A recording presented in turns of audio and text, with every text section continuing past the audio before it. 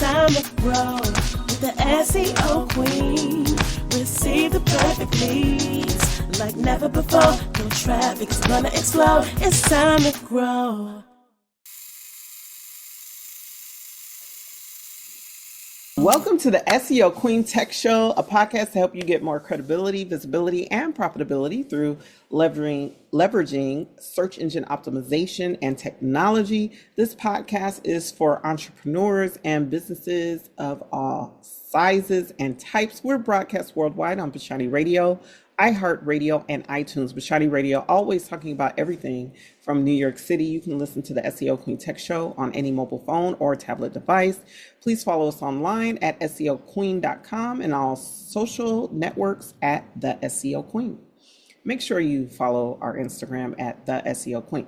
So I am super excited because September 2024 is the second issue launch of The Algorithm magazine. Yay!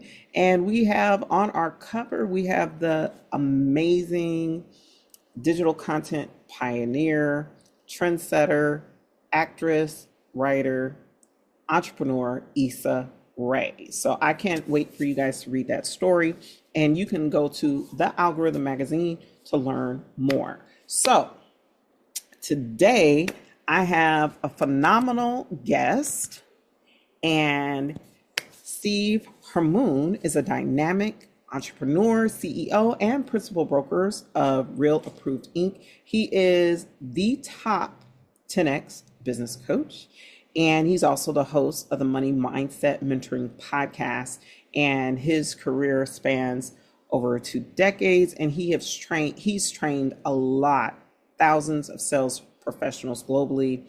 He is super passionate about podcasting and has helped a ton of podcasters realize their dream in podcasting. And without further ado, I want to introduce to some and present to others, none other than Steve Hamoen. How are you, Steve?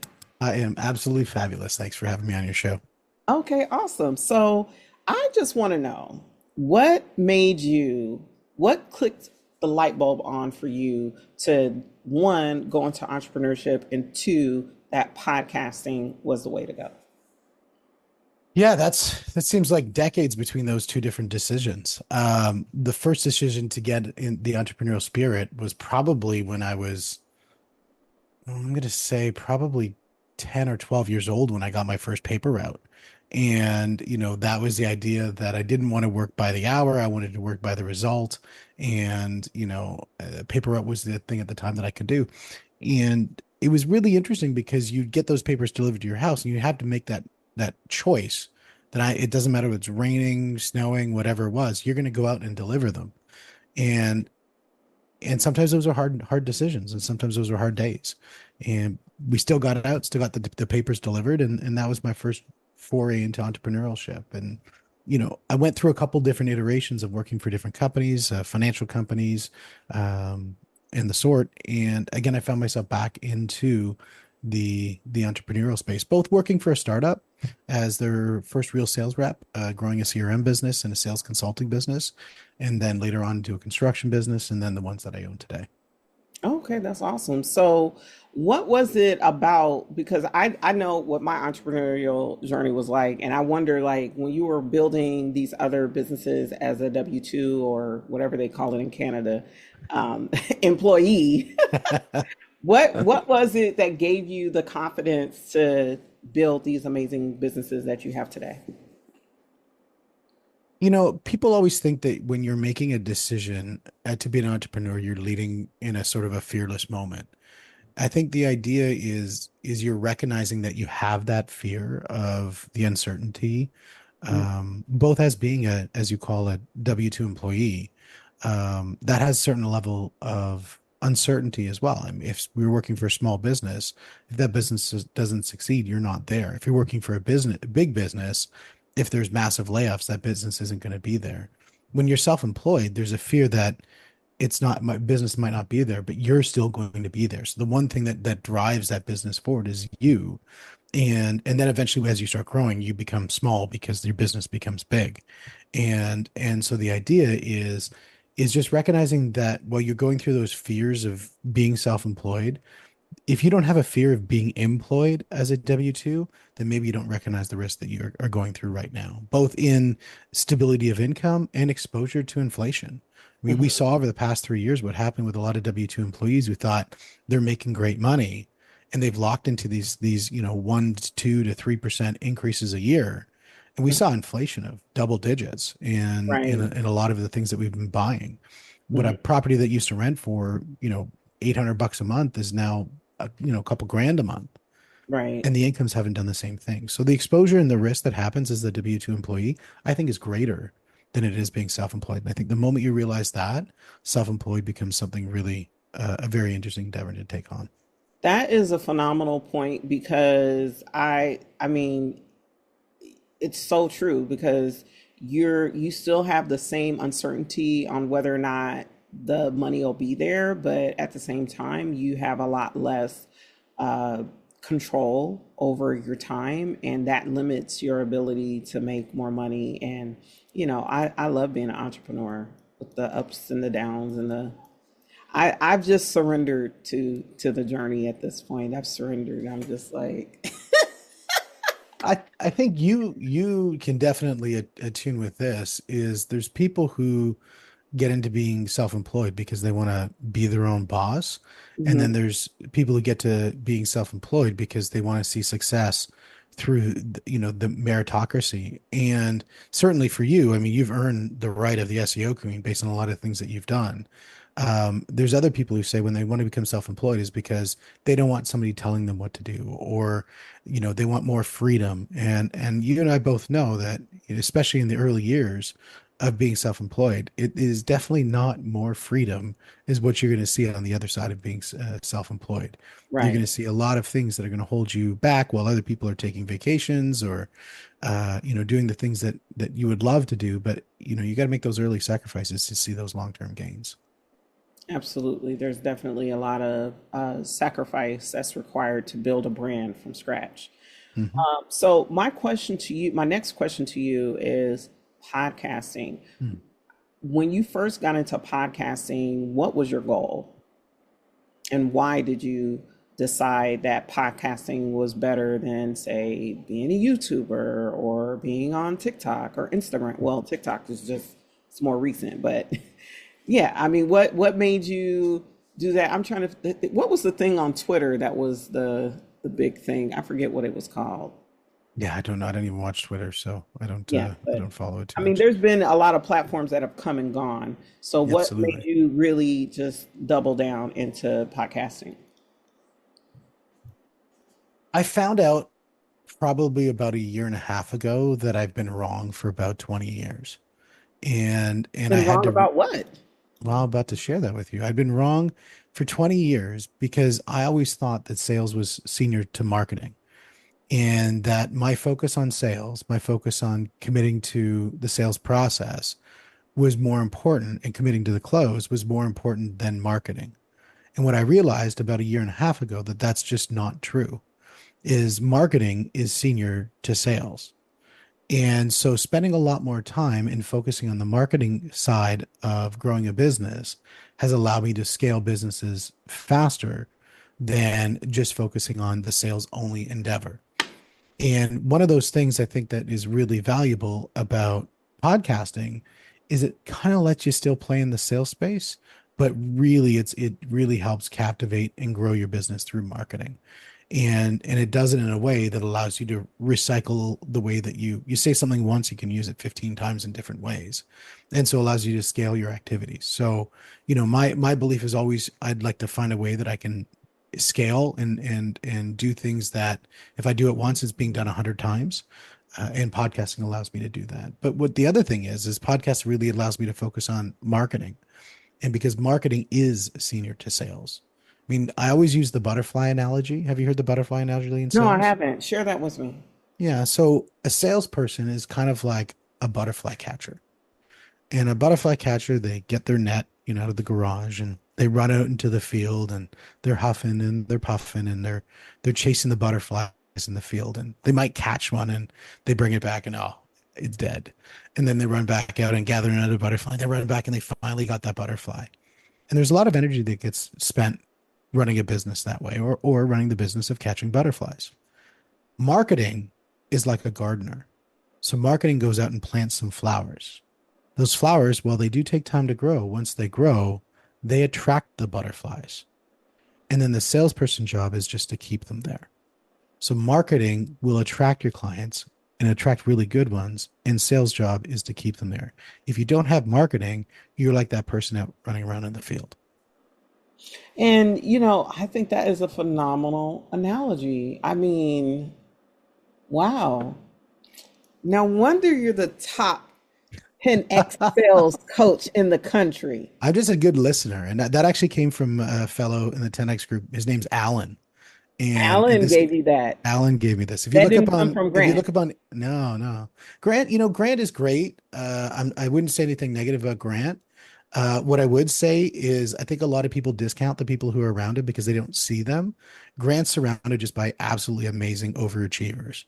And I Mhm. think that's one thing interesting about getting into his ecosystem is you really start to see that his success is because he's attracted really good, successful people. And that's how he's been able to come. Like, it's not about his sales skills. I mean, his sales skills are great. It's not about his coaching. His coaching is great, but it's about his ability to attract people who are high performers into his ecosystem to be successful with him. And Alan is certainly one of them. And he's the one who came up. If you look on Instagram, his name is literally Alan on Instagram. Alan. Alan. Okay, I'm gonna have to Yeah. follow him on Instagram. I love that analogy because, you know, I've talked to literally thousands of business owners over my career, and a lot of people, I don't think business owners, brands, people understand the power and the critical nature of consistent marketing. Consistent hmm marketing will make or break a business, will make or hmm break a brand. And so that dovetails perfectly into my next question is why do you like podcasting so much? What are some other reasons why you like podcasting so much? Yeah, I think podcasting is it wins in all aspects of running a business. It wins in the long game, it wins in the medium game, and it wins in the short game of running a business. And I think a lot of people are very focused on sales, focus on the short game, but they miss out on the medium game and the long game. I'll start with the long game and why I think it's really important, and then we'll work our way up to the Yeah, other ones. break that down. Break that. Yeah, when we look at the long game of podcasting, what it can really do is create an audience. I mean, if you can create some really good content and over a period of time plant some really good seeds, those seeds are going to germinate into something really good. And when you look at the long game, what you're really doing is creating wealth in the form of attention. And the more attention that you can build in the long game of people that listen to you, people that watch you, people that trust you, that allows you to farm those into relationships that you can do business with. Like, for example, how I got into Grants was I knew of him by some of his videos. Then I knew of him, some people who went to his shows, and I knew of, a couple of his events that came out. Then I went to a couple of his events, and that really built out my trust for him to do business with the 10X group. But that all started off from he had to have some moment of attention that had to happen for him to reach all the way up into where I live in Canada. And so attention is really important. It's a currency that is far, I think, more important than money itself. Because you look at somebody like The Rock, for example. If The Rock decides he wants to launch a coffee cup business, it's probably going to do better than, Bob down at the local, store or whatever that nobody knows launching a coffee cup business, just because The Rock already starts with a pre-built out group of an audience. And so attention is extremely valuable. If you ask Robert Kiyosaki, which would you rather have, 1 million followers on YouTube or $1 million? He's like 1 million followers every day because of the value of attention. And that's the long game. And you look at somebody like Joe Rogan's podcast, he started, I don't know, I think it was like 15 years ago. There's so many people who say he's an overnight success. And like, yeah, after 15 years of working on it. And that's how he's able to get to where he is today. Consistent, reliable development and consistent, reliable growth and consistent, reliably just planting seeds and watching them either die or watching them grow. And you watch some of his early episodes, you're like, wow, those were unique. And then the newer ones where he's talking with some pretty significant people, it's quite interesting. Whether you like Joe Rogan or not, it's irrelevant. What Right. matters is the success that he's created out of his endeavor. And so the long game, I think, is really important for generating what I call attention wealth. And attention wealth, well, it's something that you're storing value. It's not something that you can spend today. Like I can't go to the bank today and say, I'd like to pay my mortgage. I've got 40,000 views on this video. I've got 18,000 subscribers and a couple different likes and some really great comments. Can I pay my mortgage with that? The bank's going to look at you squirrely and say, I don't think so. And you're like, didn't you get the memo? Like this stuff is valuable. And that's why I say it's a storage of value. It's not something that we can spend. It's almost like if you think about a lot of the different tokenized Bitcoin kind of stuff out there, like people aren't out there on a daily transacting it. They're just storing value. Or people are buying multifamily residential. They're not buying it so that they can pay their grocery bill today.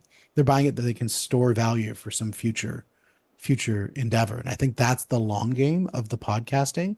And especially when you host your own podcast show, it really allows you to store it because you own the digital real estate that it's stored on. That's awesome. So you talked about the long game. So what's the medium game? Well, the medium game goes to the idea that as you start building out a business, you start off with, knowing a couple people, say, 50 people, 100 people. And then as your business starts to grow, then you maybe know 1,000 people, maybe 5,000, 10,000, 100,000. As you start growing past that 7,000 people in your database, it really becomes hard to manage those relationships on a one-to-one basis. It really becomes important to manage them in a one-to-many format. Really, probably at about 3,000 people in your database, that's probably the metric for you. Definitely need to have something that's a one-to-many management system. Now, a lot of people use a lot of different mechanisms. Some of them could be, just general call outs. Some could be email blasts, could be their changes on their website, could be blog posts, whatever it is. Well, a podcast can be central to all of those different endeavors. Like, for example, this podcast here, if you really like some of the content, you can, put that into a package where you could release it out as as like a blog. You could release it as a newsletter, as a part of a newsletter. You can release it out as shorts. You can release it in long form content. You have all these mechanisms to be able to use the content that's created in this very show to be able to service the people that you know. And what's really exciting is when you go to events, I trained Brazilian Jiu-Jitsu, and when I go to the gym, I have people come up, hey, Steve, I saw that episode that you had with Z about SEO. And what she was talking about was really cool. And I did the actual checker on the, seeing if she actually truly is #1 agency in LA. And sure enough, she is. And so, it's really cool that they can see that. So they'll have those kind of conversations. Mm-hmm. And so your ability to work in the middle game is to service the relationships of the people that you know with the content that you're creating, because it's super valuable stuff if you're doing it in the right way. That's awesome. So what's the short-term game? The short-term game is where you win with, especially a lot of businesses that are, in that early phase.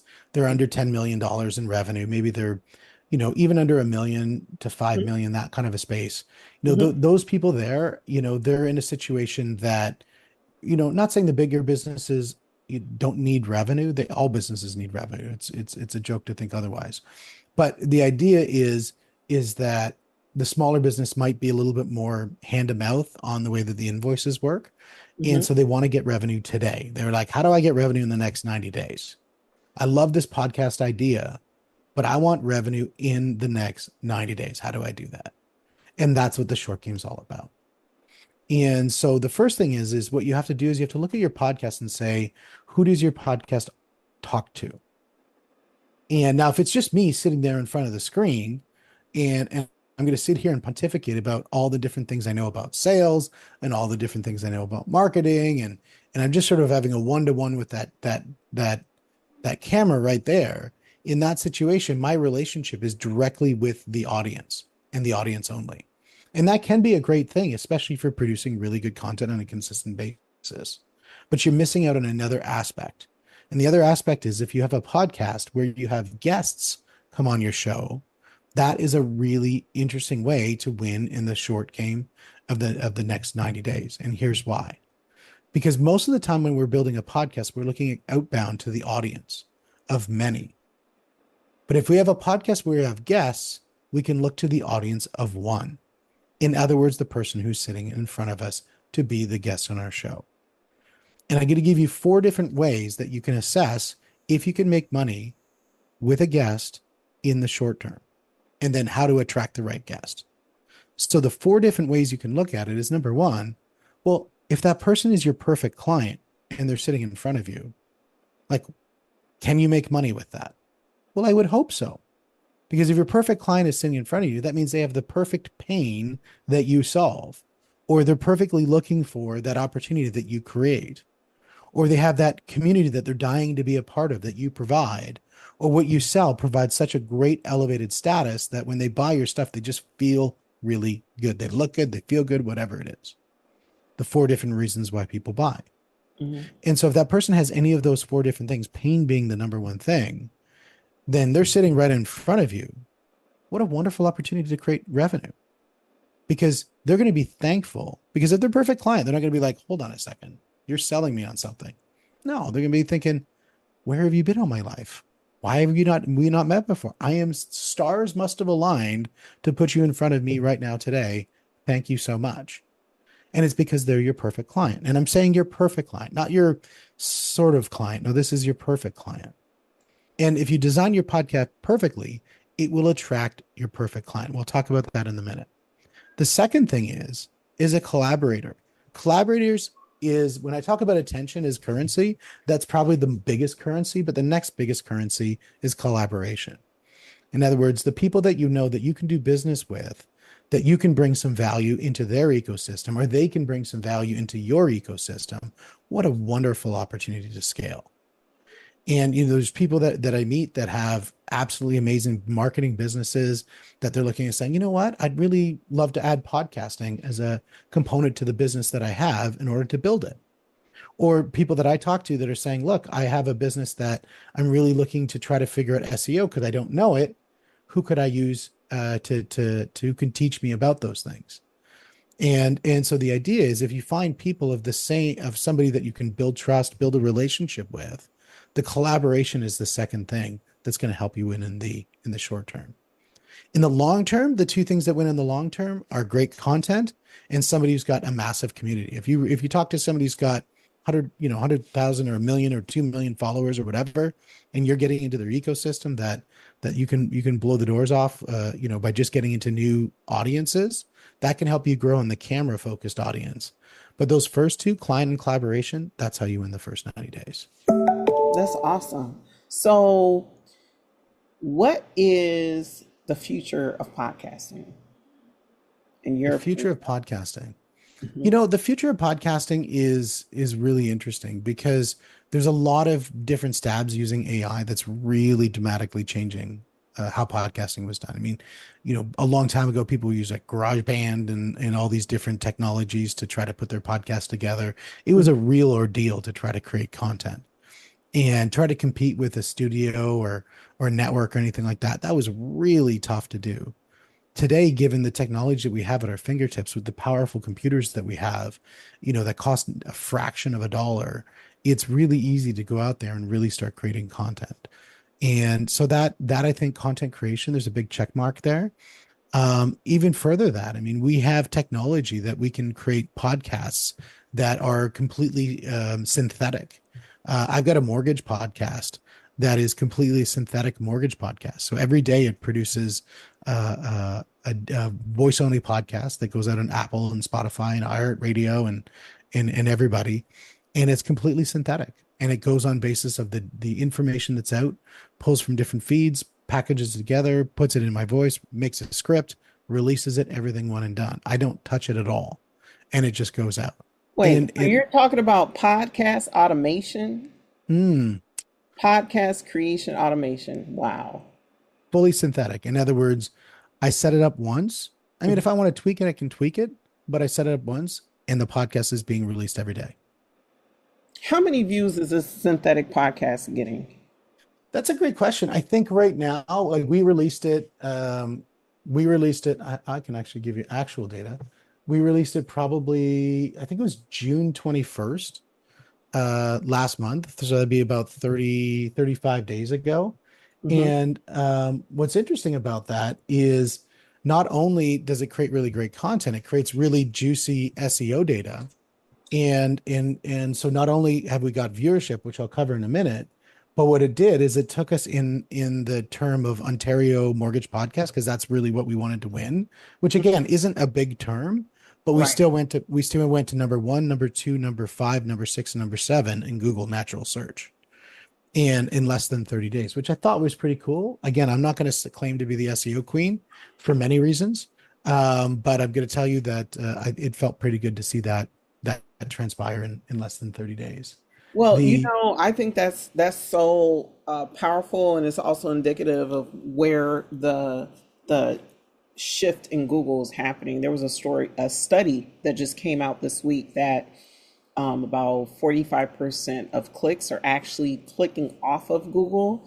The other, 55% are split between those who get their answered from a featured snippet and those who just do another search. And Yep, so the field is still wide open for, like, 60, 70% of the traffic for you to grab it. So yep, it's yep. an awesome opportunity, and image results, video results. There's really not a lot of competition there, relatively Yep. speaking. Yeah, and I just took a look at our live strategy, live details, and since we've started that one, we got 1,200 downloads on that podcast in the last 30 days. So that's a podcast that I spent 15 minutes once, and Hmm. it gets 1,200 downloads with 53 hours of view time. And so I feel comfortable about that for something that's where I've only spent 15 minutes on. Wow, that's incredible. Yeah. Our other one, I mean, we're averaging about, we're just hitting the 45,000. This is the live one, the Money Mhm. Mindset Mentoring podcast, and that one is gets about 45,000 views a month is what we're at. And we've only started posting that one to YouTube, which is where I measure most of my stuff.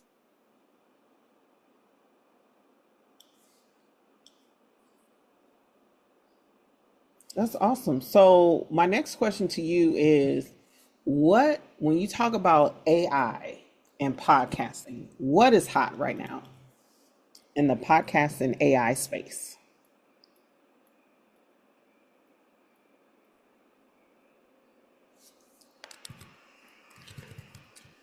When we talk about AI and podcasting, What's hot? I think there's a couple different things that we look at. Number one is the pre production, one Hmm. is during production, and one is post production. Okay. And I think AI is really infiltrating all spaces. In pre production, that can be in the form of guest management and guest research. Hmm. It can be in the form of script creation. It can be in the form of a lot of different things from the perspective of setting the podcast up to be nuanced around what's recent and relevant. The second thing is in during production, it can do a lot of things to clean up the way that the podcast is recorded, clean up sound, many different elements of the recording side of things. And then post, I mean, that there's a big win in post. I mean, I can take a podcast episode from recording to release in 12 minutes. Not saying that I do that because I like having a bank of podcasts. I'm not always on my last podcast. But the idea is in 12 minutes, I can have it released with shorts created using AI. And I think that's super interesting. And then I think when you start looking at the release as to how I release it, who do I release it to, you can do a lot of things with AI to put that out as well, to service it. Wow. So that's pretty amazing. So I have to ask you, because I've been noticing your video screen has been moving as we're talking. Do you have a production board back there? Like, how are you doing that? Like, what's going on? So that is a camera that I use. It's the Lumina camera, and Called a it's a Lumina camera? Lumina, yeah. And Oh, it's okay. just one of the tools that I use, and it's actually an AI driven camera. So the lens it's a digital lens, and the digital lens tracks where I go, and it can zoom in, zoom out. It can do a lot of color clarification as well, dynamically, to make sure that the saturation is good. And so it's a fun little tool. And I think that's one of those things where I talk about during the production. The Mm-hmm. Lumina is definitely AI that I use during the production.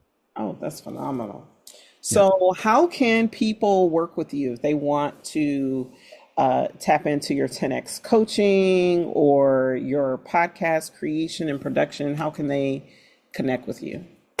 I think the easiest thing is go to podcastlaunch.ai, and that is a great spot to start. If you actually want to look at some of our packages, it's start.podcastlaunch.ai, and that'll have the different packages we have. You can also check me out on the Money, the Mindset, and the Mentoring podcast. And that's a podcast you can see down in the bottom corner here that I've put out. And it was great to have you as a guest on the show there too. So it's awesome to do the co-collaboration here. So collaboration, working together. And I think that was an awesome time to share some of the things that you shared about really good SEO techniques. And so they can check me out on there as well. Okay, that's awesome. And so, my final question is, what are three things that you would recommend for brands to do to be successful with their podcasting? I think the first thing they need to do is really set a vision as why they're starting their podcast. And I think if you put revenue at the centerpiece of that, you will always continue podcasting because you're focusing on the thing that's going to drive your focus in your business. Most businesses, as I said, it doesn't matter the size of them, they still, revenue is an important thing, whether they're satisfying investors or satisfying their mortgage payment. They're still interested in revenue. And so if you put revenue as the forefront of why you're podcasting, you can really hone in on the craft of getting revenue through podcasting. And that's what we teach in one of our courses. And so I think, knowing number one, why you're doing it, I think that's really important. The second thing is you're going to build a discipline, and you're not going to be perfect at the beginning. And my belief is that massive action will always beat perfect planning, because you're going to see in the process of being in action things you would not see sitting at the planning desk. And some of those things might be, you'll think at the beginning, I want to, digitally remove all my ums and ahs. Well, what you're going to realize is if you do that later on, you're not going to personally remove those. And so I've worked very hard on trying to ensure that when I release information, I'm releasing without ums and ahs, because I've made those internal changes, and I've done it through maintaining a discipline. So I think, having that discipline around doing it and knowing what you're really going to focus on while you're doing it, I think is really important. And I think the last thing is celebrate your wins. Celebrate your wins, celebrate your wins, and celebrate your wins. Because the thing is, when you're starting the podcast, there's going to be so many things that you're just doing for the first time. Maybe you've never spoke on a camera before of this type. Maybe you've never had generated any sort of script that you've decided that you wanted to follow. Maybe you've never cut any shorts before. Maybe you've never created any viral hooking type of content before. And so it's going to take some time. But what you can do is you can look back and always go back maybe 20 episodes, 30 episodes, and watch that episode. And you'll think, oh my gosh, do I really sound like that? And if you feel that way, that means you've made some really big strides. If you think you sounded better back then, maybe you need to fix something. But generally speaking, you're feeling like you're on the up and up. That's awesome. That's awesome. So I want to thank you again, Steve Hamoen, for being on the podcast with me. And you have been listening to the SEO Queen Tech Show, a podcast to help you get more credibility, visibility, and profitability through leveraging search engine optimization and technology. Today's topic was AI and podcasting, and it was really awesome to talk with you, Steve. And again, I want to remind you guys, don't forget to go to thealgorithmmagazine.com because we have a lot of exciting developments coming out soon. And don't forget to follow the SEO Queen on Instagram at the SEO Queen. And if you ever want to speak with me about SEO, you can always go to SEOqueen.com and click on Speak to the SEO Queen. And thank you for listening. And until next time. It's time to grow with the SEO Queen.